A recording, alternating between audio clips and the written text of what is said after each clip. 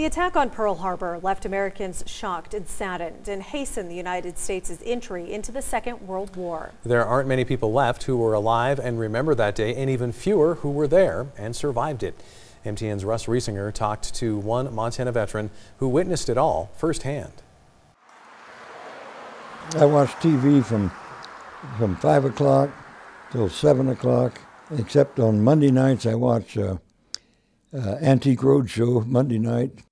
By 9 o'clock I'm working on the computer. I do that till 10, then I go to bed. I'm going to go up and get the picture.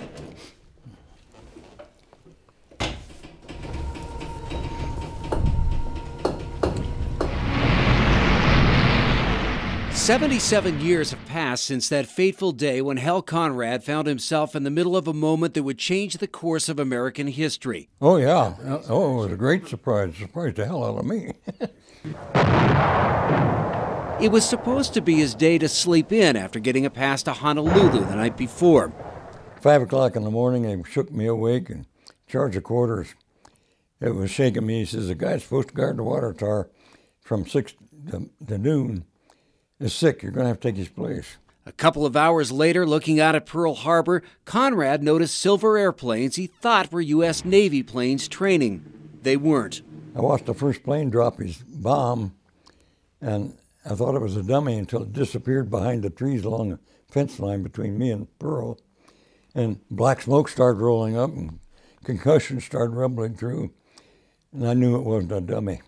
I grabbed my field phone, called the CP, and I says, "The Japs are bombing the hell out of Pearl Harbor." And the guy says, "You're still drunk." So then about that time, I was ready to hang up, and I heard this sound like a chair crashing. This voice comes on the phone, "Somebody's shooting me." I said, "That's what the hell I'm trying to tell you." And I hung up and went back to walking my beat. The Japanese attack on Pearl Harbor had begun. Before it was over, 18 U.S. ships were sunk or damaged, almost 200 U.S. aircraft destroyed, 2,403 men killed.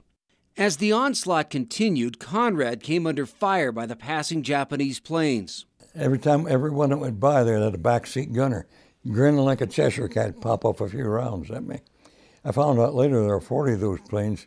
I think every one of them took a shot at me and everyone missed. Later, he would find out that the barracks where he would have been sleeping had he not been called into duty that morning had been hit, many of his friends killed. It's a good thing I had to go on duty when I wasn't supposed to.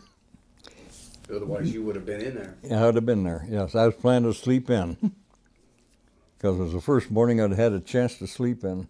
Now at the age of 97, Conrad is one of a dwindling number of Pearl Harbor survivors left to tell the story of that dark day.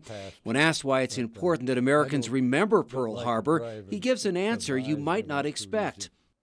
Because that was a surprise attack that shouldn't have happened. December 7th, 1941, a date which will live in infamy. Apparently, Roosevelt knew about it, but he'd promised Churchill we'd get in the war. And he knew if he let the Japs hit us, Congress would declare war immediately.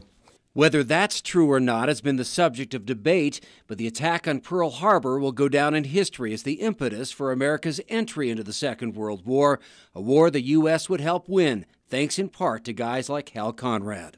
We wound up living through it, but I've had a heck of a good life ever since. I can't complain. I can't even complain about that down there because I've survived. It's been my life ever since. And I got to do everything I wanted to do. In Lewistown, I'm Russ Riesinger. Yeah, that's what we used to call our go-to-hell hat. MTN News.